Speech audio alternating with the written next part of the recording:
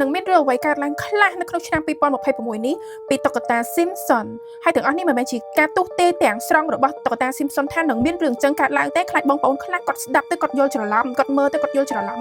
វាប្រៀបដូចជាការឲ្យតម្រុយអញ្ចឹងរាល់រឿងភាគគ្រប់ភាគនៃរឿងតុក្កតា The Simpson គឺជាការឲ្យតម្រុយវាមិនមែនជាការទស្សន៍ទាយទាំងស្រុងដោយលោកយាយបាបាវ៉ាន់កានោះទេអញ្ចឹងពេលខ្លះវាអាចនឹងឆត់ខ្លះអត់ឆត់ខ្លះស៊ីសងលើវាប្រៀបដូចជាបើខ្មែរយើងដូចនិយាយបានថាវាដូចជាប្រស្នាមួយអញ្ចឹងដែលវានៅក្នុងភាគមួយនៃសាច់រឿងហ្នឹងហើយគេយកមកបរិយាយនៅពេលបច្ចុប្បន្នគឺវាដូចអ្វីដែលគេបានកើតឡើងចងក្រងនៅគ្រប់ភាគនៃរឿងតុក្កតា The Simpson ហ្នឹងអញ្ចឹងហើយហេតុការណ៍ដែលបានកើតឡើងផ្សេងដែលដូចទៅនឹងសាច់រឿងតុក្កតា Simpson នាងខ្ញុំសូមបញ្ជាក់គឺតុក្កតា Simpson បានចងក្រងនិងនិពន្ធមុនហេតុការណ៍នឹងកើតឡើងសឹងទាំងអស់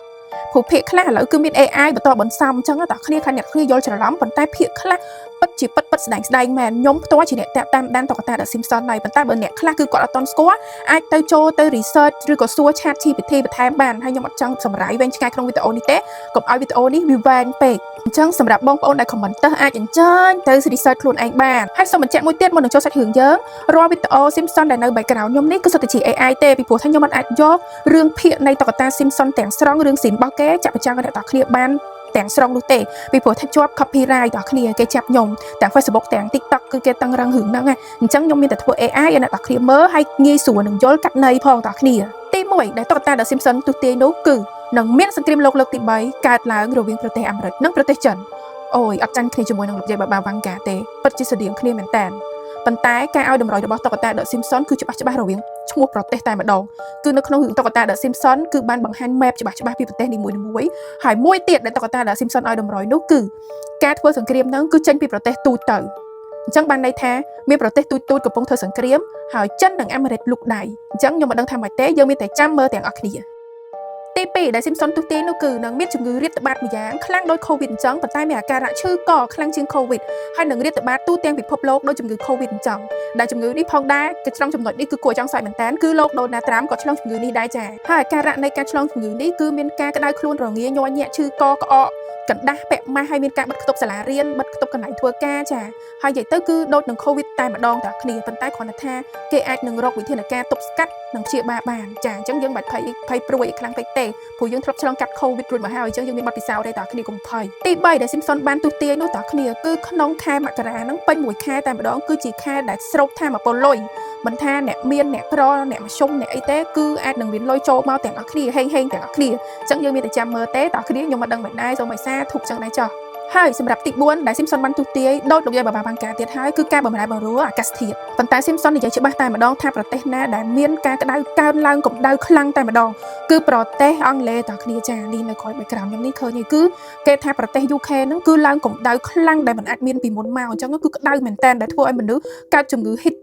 heat stroke ការស្លាប់ដោយកម្ដៅថ្ងៃហ្នឹងគឺច្រើនតែម្ដងហើយមួយទៀតប្រទេសដែលចុះត្រជាក់ខ្លាំងហ្នឹងគឺនៅអាមេរិកហ្នឹងតែម្ដងនឹងមានជុះតកតើគ្នាជុះតកធំមែនតើអញ្ចឹងយើងចាំមើលតើគ្នាដែលអ្វីក៏កកដែរនិយាយរួមទៅគឺត្រជាក់ខុសពីធម្មតាត្រជាក់ខុសពីឆ្នាំមុនតែម្ដងអញ្ចឹងយើងចាំមើលហើយយើងណូតទុកតើគ្នាអ្នកដែលនៅប្រទេសហ្នឹងអាចណូតទុកបានណាព្រោះនៅពេលដែលតុក្កតា Simpson ឬក៏យាយបាបាវ៉ាន់កាទស្សន៍ទាយឬក៏អ្នកណាក៏ដោយដែលទស្សន៍ទាយអញ្ចឹងហើយយើងតែងតែណូតទុកហើយយើងអាចការពារខ្លួននៅពេលដែលរឿងហ្នឹងវាកើតទោះជាវាកើតឡើងមែនឬក៏មិនមែនក៏យើងអាចការពារខ្លួនបានដែររបៀបអញ្ចឹងដូចយើងអាចត្រៀមចិត្តត្រៀមខ្លួនមុនអញ្ចឹងតើគ្នាទី5ដែល Simpson បានទស្សន៍ទាយចាអ្នកលេង crypto ចូល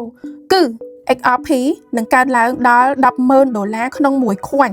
ចំណែក Bitcoin នឹងធ្លាក់មកនៅសល់ត្រឹម$1អូយតើគ្នាញាក់សាច់មែនតើនិយាយរួមទៅសេដ្ឋកិច្ចគឺផ្លាស់ប្ដូរច្រើននៅក្នុងឆ្នាំ2026នេះពី Simpson ហើយតើគ្នាអាចមើលឃើញនៅក្រោយ background ខ្ញុំបានតើគ្នាថាដឹងពីណាអញ្ចឹងអានេះគឺជាឈុតនិយាយទៅកាលនេះគឺចេញពីភាគ Simpson មែនតើតែម្ដងគឺមានតាពីអ្នកដើរនេះគឺគាត់ដើរទៅគាត់ឃើញផ្លាកមួយនៅតាមផ្លូវតើគ្នាអាចមើលបានសិតតែជា logo coin ទាំងអស់តើគ្នាអញ្ចឹងចំហើយចំណវ័នដែលគេប្រកាសតុក្កតា Simpson ហ្នឹងអត់ទាន់មាន Bitcoin អត់ទាន់មាន XRP អត់ទាន់មាន Shiba Inu អីទេប៉ុន្តែតើគ្នាមើលថាតុក្កតា Simpson ហ្នឹងគឺវាចេញ logo មកច្បាស់អញ្ចឹងហ៎អញ្ចឹងបានពេលខ្លះខ្ញុំរៀងជឿដែរក្នុងរឿងតុក្កតា Simpson ហ្នឹងជិះសក់ស្ដាំទៅដល់ថ្នាក់ខ្លះទៅជាទំពេកឆក់មែនទេកុំភ្លេចជាមួយនឹងសេរ៉ូម Elafa បណ្ដុះទាំងសក់និងចិញ្ចើម ដែលអ្នកទាំងគ្នាអាចប្រើបានជារៀងរាល់ថ្ងៃចាគ្រាន់តែលាបលុញកន្លែងណាដែលវាលស្បទៅប៉ែតអ្នកទាំងគ្នាចង់ឲ្យដុសសក់គឺដុសតែម្ដងហើយសម្រាប់ចិញ្ចើមគឺមួយអាទិត្យប្រើតែម្ដងទៅពីរដងទេអ្នកគ្នានឹងដុសក្រាស់ខ្មុកតែម្ដងចាមើលចាខ្ញុំទៅដឹងហើយតែសម្រាប់សក់វិញគឺយើងអាចប្រើបានរាល់ថ្ងៃទាំងគ្នាហើយចំណុចចុងក្រោយគេដែល Simpson បានទុះទាញនោះគឺស្រដៀងដូចទៅនឹងលោកយាយបបាវ៉ាន់កាទៀតហើយគឺអ្នកមានកុំអាអអ្នកក្រកុំអាភ័យចាហើយចំណុចនេះគឺវាទាញមកចេញពីចំណុចមុនចាគឺដោយសាររឿង crypto នឹងហើយចាដូចថាពាក់នេះគឺតួអង្គលីសានេះតើគ្នាតួអង្គលីសាហ្នឹងគាត់ស្រីហើយនៅក្នុងរឿង Simpson ហ្នឹងគឺតួអង្គហ្នឹងគឺគាត់ខ្លាចជាអ្នកមានភ្លាមនៅក្នុងឆ្នាំ2026ហ្នឹងតែម្ដងដែលអេពីសូតហ្នឹងគឺគេឲ្យតម្រុយថាអាចនឹងមានមនុស្សដូចថាត្រូវខ្វាញ់ចាប់ផ្ដើមមានខ្លាចជា billionaire ភ្លាមហើយអ្នកដែលធ្លាប់តែមានខ្វាញ់ហើយជាអ្នកមានស្រាប់ហ្នឹងអាចធ្លាក់មកនៅសក់បាតអីអញ្ចឹងណាហ្នឹងហើយក្នុងន័យហ្នឹងរបៀបអញ្ចឹងនិយាយទៅ Simpson គឺជាការឲ្យប្រស្នានៅពេលដែលយើងអង្គុយមើលតតា Simpson អ្នកទាំងគ្នាដឹងហើយប្រៀបដូចជាការឲ្យប្រស្នាឲ្យតម្រុយយើងមើលអញ្ចឹងទៅយើងគិតខួរក្បាលយើងដើរយើងឆ្លាតទៀតអញ្ចឹងបានថាពេលយើងតនេយើងកុំ comment ទៅគេចាអាចចូលទៅអង្គុយមើលរឿង Simpson តគ្នាពេលដែលយើងមើលខួរក្បាលយើងដើរយើងឆ្លាតហើយអញ្ចឹងទៅយើងអាចគិតរឿងពីរឿងជុំវិញពិភពលោកហ្មងថាប្រទេសនេះកើត